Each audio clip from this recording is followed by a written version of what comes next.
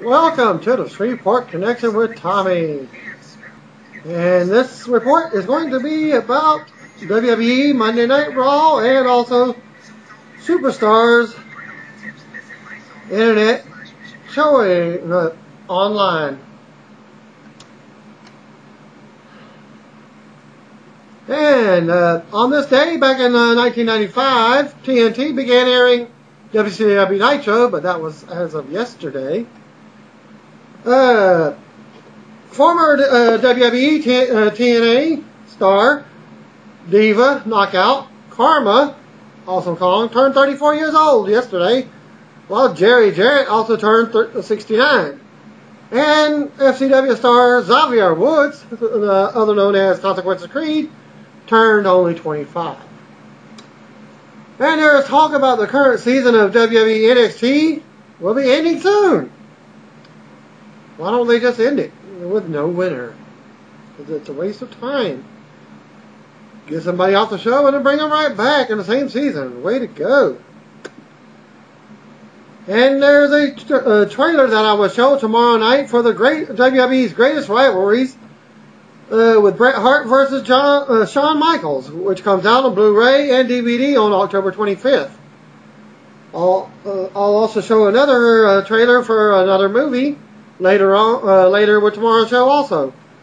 WWE live event set for Wichita Falls, Texas on September 25th has been moved to February 5th, 2012. So those who have tickets, keep them for the February 5th show. Buddy from TLC's Cake Boss show was in attendance at the Raw live event in Trenton, New Jersey over the weekend with his family. Kofi Kingston was back on the road with the Raw brand in Trenton, teaming with his tag team partner Evan Bourne to defeat The Miz and R-Truth to retain their titles again. Shots were fired in the parking lot after the show ended in Trenton. There was talk among the fans that John Cena, Alberto Del Rio, and Ricardo Rodriguez had to be rushed back into the building for their own safety. CM Punk and Ricardo both wrote about it on their Twitter accounts, but I didn't get the actual statements that came from their accounts. After missing last week's WWE live events and this week's television tapings, Alberto Del Rio work visa situation is finally resolved in time for the weekend's Raw brand house shows in Puerto Rico, where he could have still wrestled in Puerto Rico because the work visa only covers the United States, I believe. Well, okay. He appeared at Friday's show in San Juan and defended the WWE Championship twice. Double duty. Del Rio beat CM Punk before losing to John Cena in the main event by disqualification. Punk appeared after the match to fend off a chair-wielding Ricardo Rodriguez. Cena then raised Punk's hand and then left. Punk stayed in the ring and posed with the Puerto Rican flag. Okay, WWE developmental wrestler Percy Watson appeared at Friday's Raw live event in San Juan, Puerto Rico. He lost to Jack Swagger in the third match of the night. And he's been traveling with the talents for every single show for the last week or so, I believe. And the official WWE website has posted a photo gallery of former WCW Hardcore Champion Norman Smiley. He is currently signed to WWE as a trainer and an on-air authority figure for FCW. He worked several non-televised matches for WWE following their acquisition of WCW back in 2001, but was never hired as a talent. Former WWE developmental wrestler Derek Neikirk, who turned 37 years old today, worked a tryout match earlier this year for WWE but was not hired. Kevin Nash stated on his Twitter account today that he is on a no carbohydrate diet for a movie he is set to appear in this month. So this is another reason why he may not be actually wrestling. He enclosed a photo of his physique change thus far. I mean, what changed? All they did was dye his hair. Okay. Lance Storm had some of his students get tryouts with WWE at the recent Raw and SmackDown tapings in Canada. Storm revealed on F4W Online's Figure 4 Daily Show that he had 4 men and 1 woman get a look with WWE. Storm noted that WWE usually doesn't look at women, but he suggested that they took a look at this one, and she ended up working a match for the agents. The unnamed women's wrestler is hoping to hear back from WWE after receiving good feedback. 2 of Storm's students worked as Cody Rhodes' bag handlers. One got squashed by Brodus Clay on Superstars, and the other male appeared on SmackDown with Wade Barrett, where Barrett walked out before the match began. Yeah, that was last week. Storm also noted that Goldust was one of the most available people at both tapings. He pointed out that Goldust was in the ring 4 to 5 hours each day before the event to train with the Divas and whoever else. One half of the WWE Tag Team Champions, Kofi Kingston, was not in Puerto Rico for the Raw Live event over the weekend. Kofi was in attendance yesterday at Baltimore, Maryland, at the practice for Sunday's Baltimore Grand Prix. Kofi was representing WWE at the National Guard Youth Challenge program. Kofi appeared on the IndyCar Fan Zone stage and introduced driver J.R. Hildebrand as the newest national spokesperson for the Youth Challenge program. Kofi's tag team partner, Evan Bourne, ended up teaming with John Morrison to defeat R-Truth and Miz. Regarding WWE being interested in some Dragon Gate USA talent, there will be no immediate hirings, but the company did reach out to several DG USA talents. There are a few DG USA talents that are on WWE's radar, but none who are about to be signed. During last night's replay airing of the Super SmackDown on Sci-Fi, the commercial preview for Monday's episode of Raw on the USA Network officially referred to the program as the WWE Raw Super Show. Well, check your local listings for all WWE programming because it's all going to be called Super Shows. That goes for Raw and SmackDown.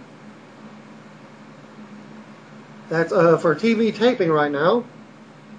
But they did advertise locally for Bossier City, Louisiana as a Super Show. So take that for consideration when you buy your tickets. You may get to see Super Show instead of the regular SmackDown in Bossier City. Okay. Chief Operating Officer Triple H announced on Monday that the superstars from SmackDown will be joining Monday nights for the foreseeable future to create Raw Super Show, just as I just said. And that was announced on last Monday's Monday Night Raw. Alex Riley and Caitlyn will be signing autographs next Saturday from 1 p.m. to 4 p.m. at the Comcast Connecticut Women's Expo in Hartford, Connecticut. Details are available on WWE.com. WWE Classic celebrates the legendary career of The Undertaker throughout the month of October as they present The Undertaker's Ball. It's a phenomenal month of highlights spanning the dead man's 20-plus year career, including his most terrifying casket matches and his brutal buried alive bouts. Michael McGillicuddy said on Twitter that he was taken off the Raw show in Puerto Rico before the crew left to travel. So apparently he did not even go. Christian noted on Twitter that singer Phil Collins was in attendance at the WWE SmackDown live event in Geneva, Switzerland last night and came backstage. When I got this report, it was on Saturday night. WWE's website has a new storyline article up looking at Sin Cara's blue light when he wrestles and questions whether or not it gives him an unfair advantage. The article plays up Cara's attack on Daniel Bryan this past Tuesday and has a comments From Brian and Evan Bourne.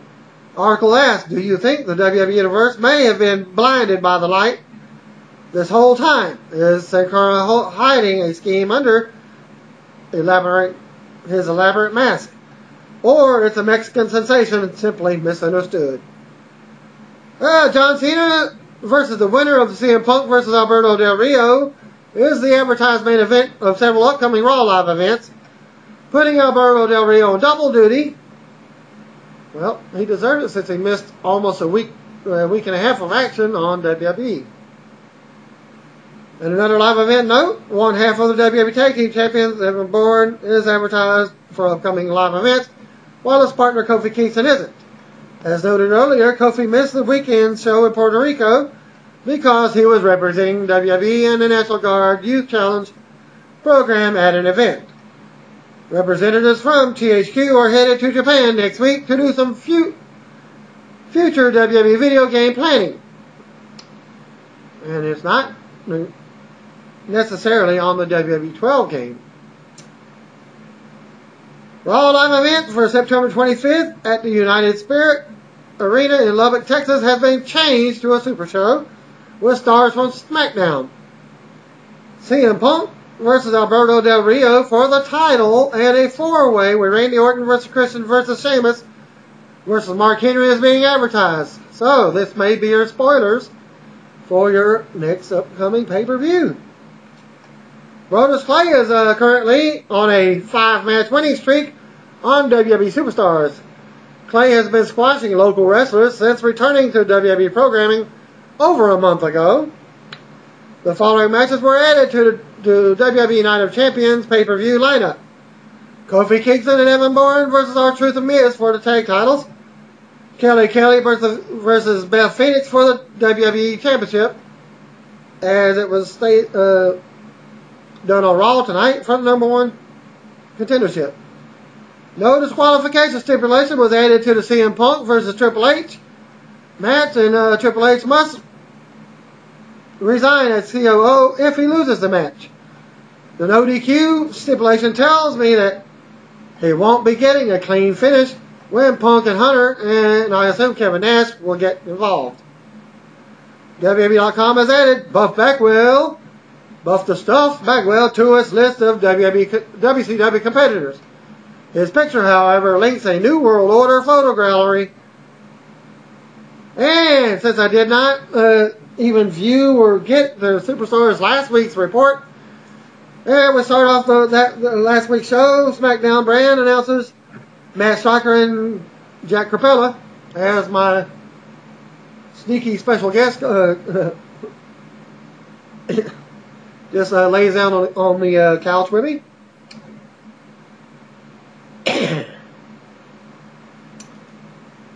Okay, that was September 1st.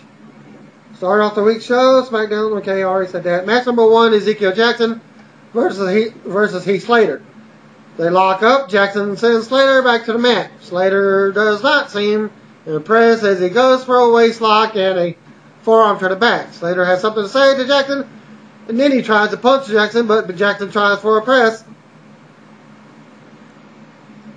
The press slam. Slater with a kick to the leg. But Jackson with a shoulder for a near fall. Jackson with a forearm to the back, followed by a punch to the midsection. Jackson sends Slater into the turnbuckles, then he punches Slater. Jackson with an Irish whip.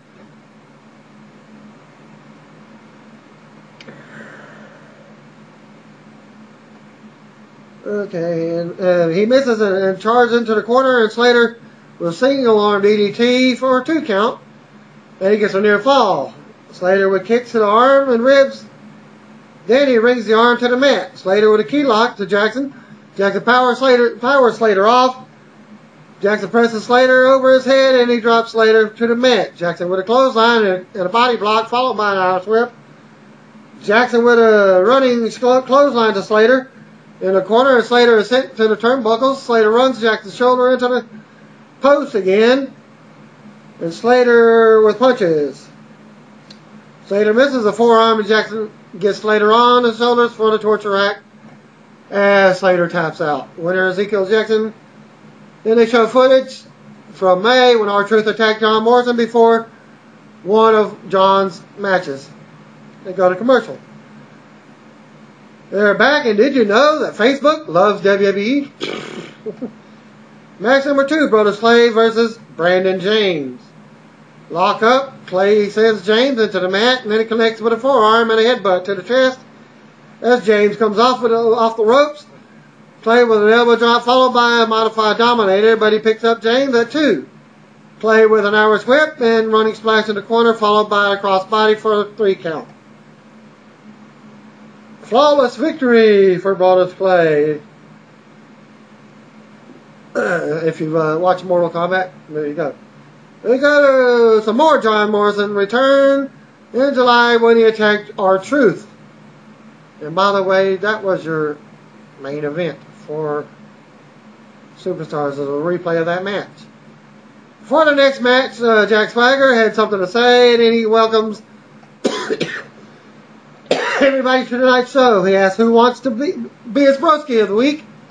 He gives the winner an autographed t-shirt. Match number 3, Zack Ryder versus Tyson Kidd. They lock up and Ryder with an arm drag. Kidd applauds what Ryder did. They lock up again and Kidd backs Ryder into the corner. And Kidd with a slap instead of a clean break. Ryder with punches to Kidd and the referee pulled Ryder off. Ryder with a running boot into the corner and Kidd goes to the floor. Kidd moves and Ryder tries a pescado to the floor. Kidd with a baseball slide to Ryder and then goes to the floor. Sends Ryder into the apron. Kidd with a kick to the back. And then he returns Ryder to the ring to get a near fall. Kidd with a kick and running back elbow and gets a near fall. Kidd chokes Ryder in the ropes and the referee warns him. Ryder with a kick and punches but Kidd with a kick and a snapmare followed by a kick to the back. And he gets a near fall. Kidd with a reverse chin lock. Ryder goes to his feet and then he punches Kidd followed by a forearm. Kidd holds the ropes and Ryder misses a drop kick. Ryder avoids the sharpshooter and Kidd and Ryder each hit clotheslines as both men goes down. Ryder punches Kidd and hits a running double sledge. Kidd flips over Ryder in the corner and hits a back heel kick, but Ryder with sky high gets a near fall. Ryder sets up for the Rough Rider, but Kidd sends Ryder over his head to the mat. And Kidd with a drop kick for a near fall. Kidd runs into the knees from Ryder and Zack hits the Rough Rider for the 3 count. We continue with the Truth Morrison retrospective and we go to the Falls Count Anywhere match from August. It's time for the Raw portion of the show and your announcers are Scott Stanford and Josh Matthews. It's the time to take a look back at Kevin Nash since his return to SummerSlam. His return at SummerSlam. And your main event was John Morrison versus R-Truth. Like I said, they locked up. I'll just go right to the win. Winner was R-Truth. And Truth put Morrison on the top turnbuckle and Truth went for a forearm to the back. Truth went for a super belly to back suplex. Morrison holds on and knocks Truth off the turnbuckles. Morrison stayed on top. And he tried to split-legged corkscrew moonsault, but Truth gets his knees up. And then Truth hits the shut-up for the 3 count. This week's Raw Brand Superstars. Taping sent in by Danny, a.k.a. Zarnix.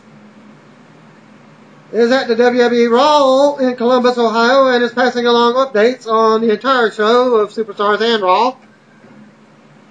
And dark match was Drew McIntyre getting a win over Primo by the Future Shock DDT. And Superstars was returning Mason Ryan defeated JTG. Ryan won in a 4-minute match with a pump handle slam. It was essentially a squash match. Match number 2, Tyler Rex returned and tag teamed with Kurt Hawkins and beat Titus O'Neil and Percy Watson, who also returned. Returned to TV. Rex and Hawkins won the match in roughly 4 minutes. The anonymous general manager podium was still at ringside, though it wasn't used. And that concluded the Raw portion of the Superstars. And here's a more detailed match for this week. Mason Ryan returns to television tonight. Superstar taping in Columbus, Ohio, and he competed in a match against JGT. The Welsh grappler resumed competing at live events 2 weeks ago. Like I said, 2 matches, being sidelined since late June due to an undisclosed injury. Taping also saw the return of Tyler Rex and Percy Watson to television. Rex teamed with Kurt Hawkins, squared off against Percy Watson and NXT contestant Titus O'Neil. Wasn't much detailed on that one, but it still said detailed. WWE has announced that Hugh Jackman will be the celebrity guest star of the September 19th edition of the WWE Raw Super Show. The event takes place in Cleveland, Ohio, at the Quicken Loans Arena. It's important to note that he is labeled as a guest star rather than just a rather than as guest host. With the story of Triple H as the COO, I don't think WWE wants to bring the guest host role and put the show in storyline control of celebrities. However, it remains to be seen whether they will be using guest stars on a regular basis. Jackson is only there to be promoting the movie Real Steel. DJ Pickens in the following report for a WWE Live event that took place in Wheeling, West Virginia. It's a yearly tradition for John Cena to sing John Denver's Take Me Home Country Roads whenever a Raw House show makes its annual stop at West Banco Arena in Wheeling, West Virginia, and this year's was no different. Except he had a little help. After the conclusion of Sunday's main event that saw John Cena defeat Alberto Del Rio by disqualification, CM Punk made the save as Del Rio and Ricardo Rodriguez were prepared to do double teaming on Cena. This was the video that I will be showing tomorrow night with Punk and John Cena singing John Denver's Take Me Home Country Roads after it goes off after the show stopped. Okay, Punk and Cena shook hands, but before Cena could leave the ring, Punk pulled him back in and took the mic. Pipe bomb from Justin Roberts. He said, as long as they've been doing shows at Wheeling, Cena has always been the one to close the show with Take Me Home Country Roads. And Punk wasn't going to be the one to ruin tradition. Punk asked Cena if he would team up with him to belt out a few verses of the song, which Punk promised would be the worst rendition ever. Punk sang the first verse, and although he botched Blue Ridge Mountains, his part came off pretty well. He then handed the mic to Cena, who then corrected Punk's mistakes and sang the rest of the song. Punk went into the crowd and found 2 West Virginia University mats for himself and Cena, and then they wore them. While playing to the crowd, Cena endorsed Punk as the dynamic babyface now, which propelled Punk to do a cartwheel and a toe touch, channeling Randy Orton, as the whole arena erupted into laughter. The person took video of the part where Punk sang, but I wish he kept it rolling for the epic cartwheel. Great into the show, and you can watch it on YouTube. Watch V equals DLBKLVIWTLE, which I will show on tomorrow night's SmackDown results. Former WCW Ray the Glacier Lloyd on locker room etiquette and rules every rookie wrestler should know. This was done on September 5th, 2011 at 9:12 in the morning on a radio show. World Wrestling Insanity interview with Ray Lloyd. Host James Gutman, how you pronounce his name. Interview available at WorldWrestlingInsanity.com. VIA Club WWI. Ray Lloyd and Gutman started the show off by talking about Glacier's fitness regimen and how he's been helping fans get into shape at Glacier90daychallenge.com. However, Lloyd's desire to help others doesn't end there. Each week, JG and Glacier talk about tips for rookies, aspiring or hopeful wrestlers. Through his days with WCW and backstage working in TNA, has many young stars get swallowed up by the business and spit them back out, all because they lack the knowledge of how to be part of a locker room team. So, as part of breaking the ice, Glacier gives weekly tips and squares them with the ClubWBI.com listeners. This week, he focused on his top 10 rules for young performers. As he explains, it's straight from the mouth of the most well-known names in wrestling. It's really important to me to pass on what I learned in wrestling pass on what so many of the greats who took me under their wings taught me. Obviously, Dusty Rhodes is such a huge part of my life and my career. Luthez, who I call the Babe Ruth of professional wrestling, and so many others like Larry Zbyszko, Terry Taylor, and guys like that. Through the years, I picked up a lot of things from those guys, and I feel like it's an obligation that I wholeheartedly enjoy and appreciate the fact that I am able to pass on what I learned. I feel like if I don't, I'm doing the wrestling business and those guys an injustice. A big role all new wrestlers have to realize is that long-time stars have earned their spot. In a business known for short shelf lives, wrestlers who stand the test of time deserve respect no matter what. As Ray says in his ClubWBI.com show, it's all about knowing your place and reacting appropriately as situations arise.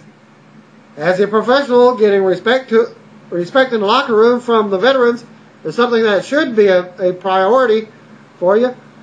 It should be something that you're conscious of. Granted, there are some people who don't act like professionals who are veterans. I think it's almost a case-to-case basis. Just be the bigger person and be a professional no matter how the other person is acting.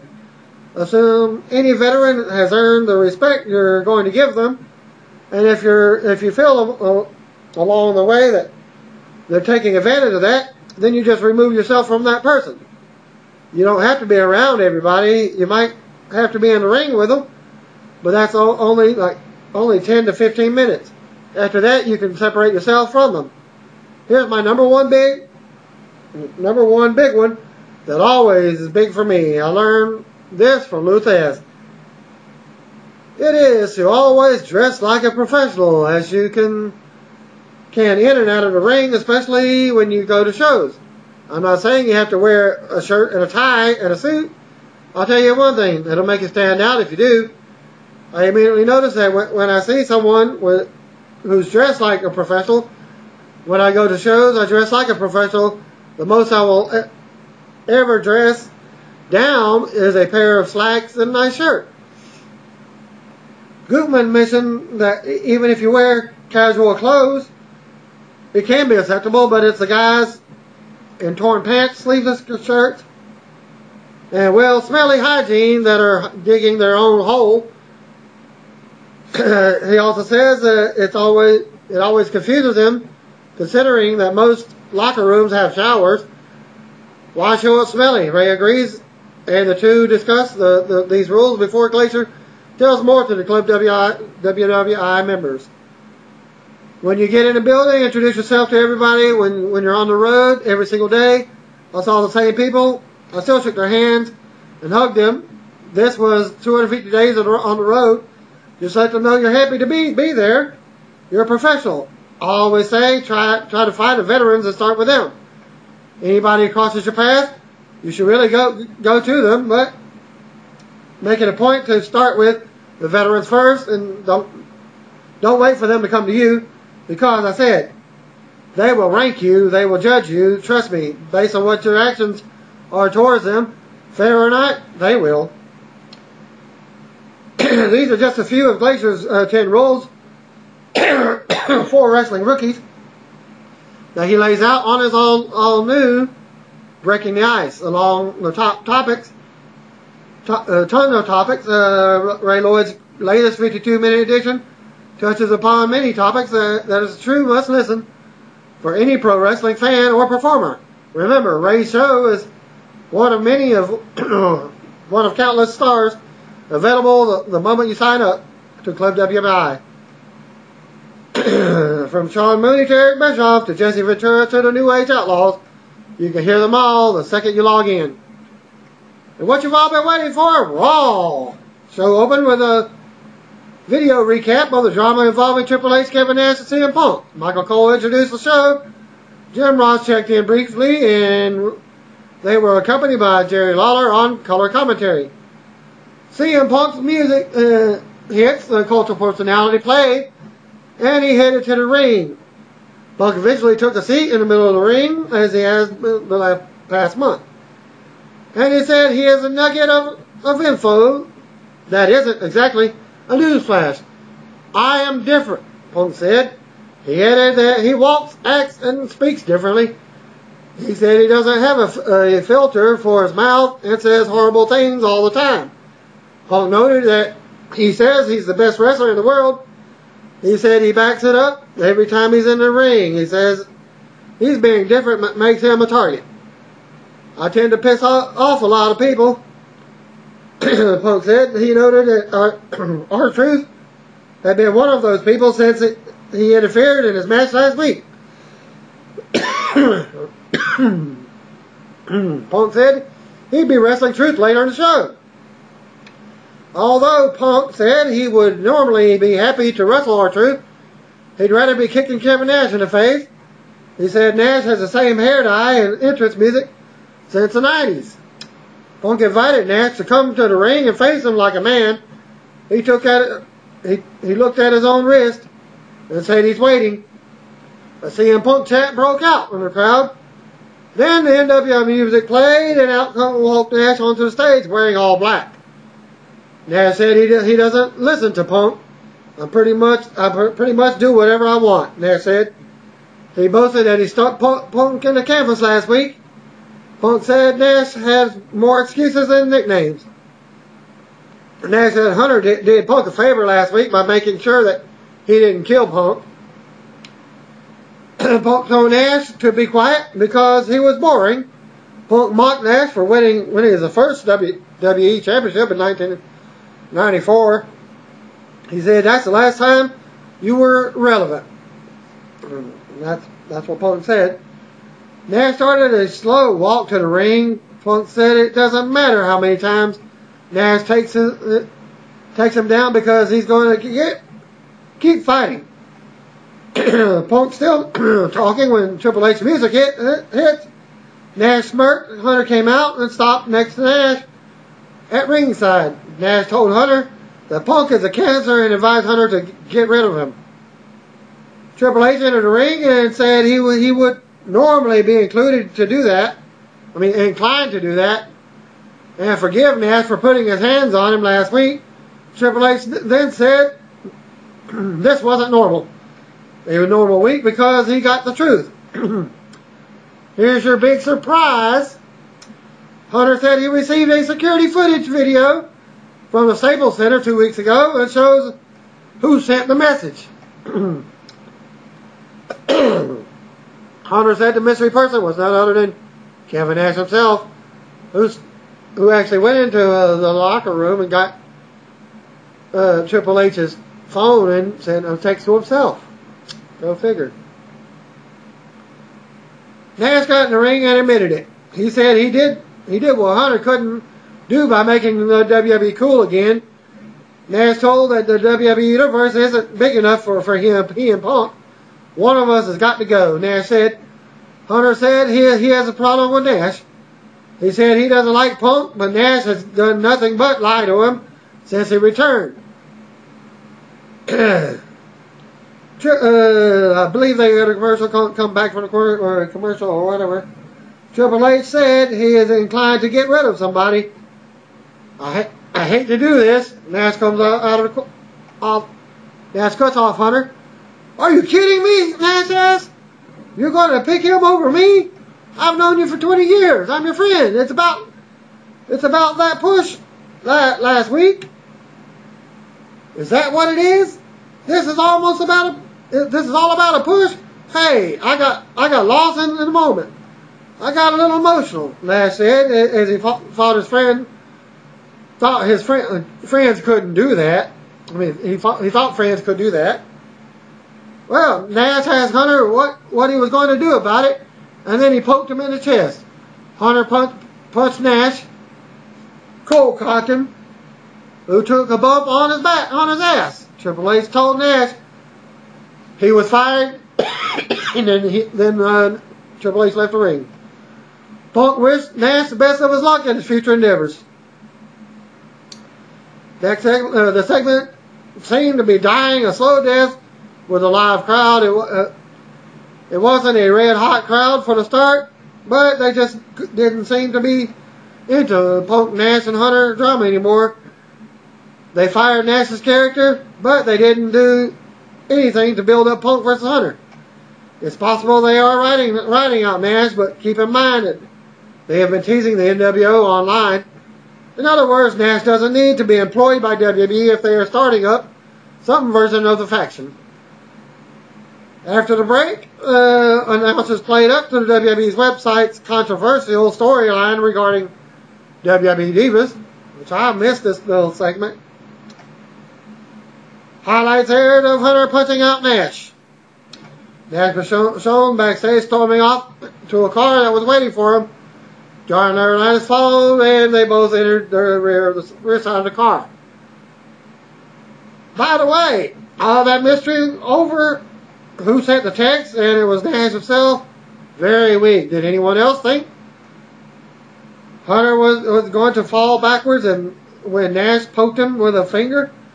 And then Nash would avenge his most embarrassing loss and booking moment by covering Hunter to become the new WCW champion? Okay, sorry, that was a Hogan. Okay, probably not. Nash leaving with Laurinaitis means they aren't finished with Nash yet. Finally, the first match, Kofi Kingston and Evan Bourne defeated Jinder Mahal and Great Khali in 3 minutes 15 seconds. Cole explained the story of the Khali, Mahal Khali to follow Mahal's orders. Ross said he felt Triple H made the only decision he could make. At 3 minutes, Khali mistakenly chopped Jinder. Kofi made the tag to Bourne, who hit his finisher on Jinder and pinned him. A simple win to build up the new tag team champions. I like the way Cole ran through the basic storyline of Jinder and Khali. They have to be consistent with that when it comes to the SmackDown wrestlers who are appearing on Raw now and then, and given that significant portion of the Raw audience doesn't watch the Friday night show. Backstage segment, Alberto Del Rio arrived in a car, and Ricardo Rodriguez was there to greet him. The announcers hyped Punk versus Truth for later in the show. Kelly headed to the ring wearing a dress, so apparently she's not wrestling.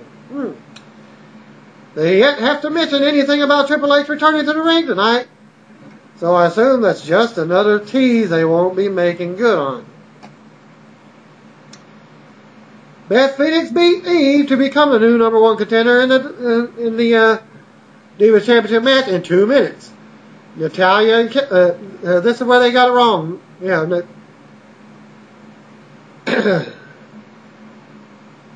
Natalia and Kelly sat in on commentary and bickered about the WWE website story. Beth won with a glam slam and will challenge for Kelly at Night of Champions. I was reading that there at one point, so they must have went back and spell checked and redone it themselves, because they said that Natalia and Eve were the ones that commentary. They goofed up. Well, they corrected themselves at the end. Okay. Afterwards, Natalia attacked Kelly from behind and then posed with Beth Phoenix. Diva's article is getting a lot of play for those who didn't read it. It's just a work story, and they had the Divas respond on Twitter, then posted their comments in a follow-up story. Okay, then the announcers hyped Punk versus Truth for one of the next matches. The announcers congratulated The Rock for surpassing, it's actually supposed to be 2 million people on Twitter followers over the weekend. Well, this article says $1 million. Backstage, Drew McIntyre said Christian is a victim of injustice. Christian said he thinks he's proven that he deserves one more chance. Alberto Del Rio spoke up and asked if he could speak with Christian. After Drew McIntyre stepped aside, Del Rio attempted to manipulate Christian into attacking John Cena for him. Del Rio acted innocent, and said that he and Christian would both be world champions. Jim Ross pimped the Inside Out movie with Triple H that debuts on a limited release on Friday, yes, in theaters. The trailer for the movie was shown and shot. There was a shot aired of R-Truth and The Miz walking backstage afterwards, watching Michael Rappaport get his ass kicked. Never gets old to me. It's just too bad it's a movie and not an MMA fight. Alright, this is where my cable was acting up through probably the next two matches, I believe. R-Truth made his entrance and cut a promo on the aisle. Miz came out wearing a plaid suit. Yes, a plaid suit. He said he had an epiphany. R-Truth could not pronounce that. Truth said he had one of those. He had one of those when he was a kid. They did a week back and forth with Truth not understanding the words Miz was using. Once inside the ring, Miz said that there's a conspiracy. He said Triple H is in way over his head. He said Hunter is too busy making sure that his friends get more airtime. Okay, my cable hadn't gone out at this point. Miz said he and R-Truth will challenge Kofi Kingston and Evan Bourne for the tag titles at Night of Champions. Miz mocked their Boom nickname, and rightfully so. R-Truth said the air boom is about as bad as a sneaky fart. A sneaky fart? Okay. Miz told the crowd he'd handle this one too. What? Yeah, that's what he said. What? Who was the sneaky fart thing? Miz asked. Truth said it was a little bit of air, and then boom. The comedy continued a bit longer, and then Punk made his entrance. And thus is when they went to commercial, and that's when my cable cut out. Okay, Vince McMahon and his creative team just can't get enough of the poop jokes. R-Truth is edgy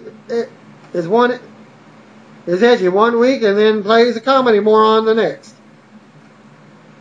At least The Miz had some good comebacks for R-Truth as an oblivious character. Please tell me that Michael Cole is going to show up wearing a plaid suit next week. And CM Punk defeated R-Truth with The Miz in 9 minutes 40 seconds. Punk got the better of The Miz to open the match. Announcers plugged Miz's fantasy football show for Sirius Radio. Cole and Ross bickered after Ross and said he doesn't play fantasy football. Late in the match, the referee sent Miz to the back for trying to interfere. Moments later, Punk hit the GTS on Truth and scored the clean pin. Punk received a strong ovation from the live crowd. Triple H music hit, and he headed to the ring. Punk grabbed a mic and said that he doesn't buy Hunter punching Nash for 1 second. You got change, Hunter said. He just changed their match at Night of Champions again. Triple H said he's not going to be satisfied just paying Punk. I want to hurt you bad. Triple H said. Hunter announced that it will be a no disqualification match. He said that Punk better hope that he gets it all out of his system, because once the match is done, he might just fire Punk too. Punk told the cerebral assassin to hold up. He said Hunter has been hitting people with sledgehammers for 10 years, and none of them died. So he's not afraid. Punk said he had a stipulation of his own. He said that when he beats Triple H, Triple H has to resign as the COO of WWE. Done. Hunter responds before dropping the mic and heading backstage. The announcers questioned whether Triple H made a hasty decision. Backstage, Kurt Hawkins and Tyler Rex spoke with Wade Barrett. Alberto Del Rio interrupted the conversation and asked to speak to Barrett. Del Rio said Cena embarrassed Barrett by beating him on SmackDown. Barrett said Del Rio doesn't need to give him more incentive to go after Cena. If you don't believe me, just watch what I do tonight, Barrett said. I'm really beginning to wonder whether Punk and Nash are somehow in cahoots. Could that be the big swerve? And again, I can't get over how lame the Texas Nash reveal was.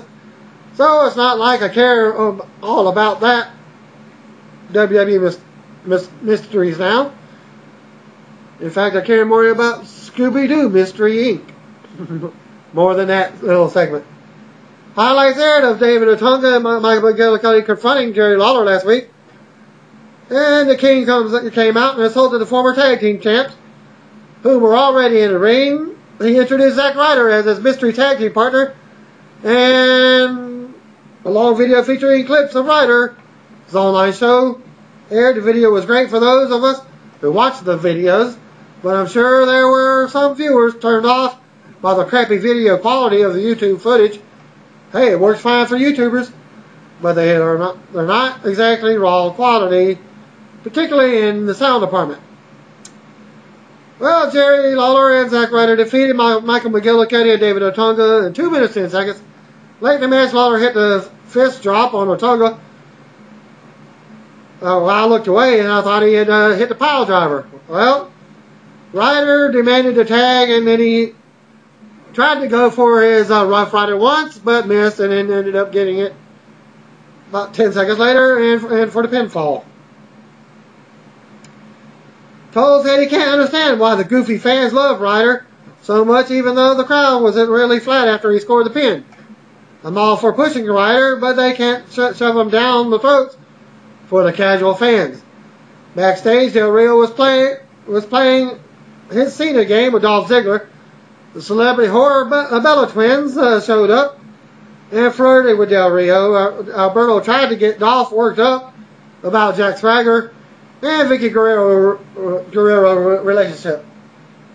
A shot aired of Randy Orton walking backstage. Be a star clip where Sheamus was shown. The Bellas get the celebrity horror name back now, and it's been announced Hugh Jackman will appear on Raw in a couple of weeks. By the way, Sheamus was bullied as a kid. They should record footage of Sheamus legitimately beating the shit out of anyone who bullied him as a kid. I'm pretty sure that would make the show. And match number 5, Randy Orton defeated Heath Slater in 2 minutes 45 seconds. Slater came out to country music, rock star type of music, and Cole referred to him as one-man southern rock band. Orton hit the RKO for the win. It was a pretty fast match. I didn't think it went 2 minutes. Well, it said 2 minutes 45. Okay, back commenting on the one-man southern band name just rolls right off the tongue, you know. Good Lord, I feel bad for the Central States. Rappers feud over East Coast and West Coast. There's a Southern Rock, there's North. Has had Prince or something. No one is laying claim to the Central States rock or rap. But I'll bet the Central States are just lying low and plan on taking the rest of us with them. And at least suspected. Sneaky sons of bitches. Yeah, I'll get back to wrestling. How much did you really expect me to write about Randy Orton's squash match?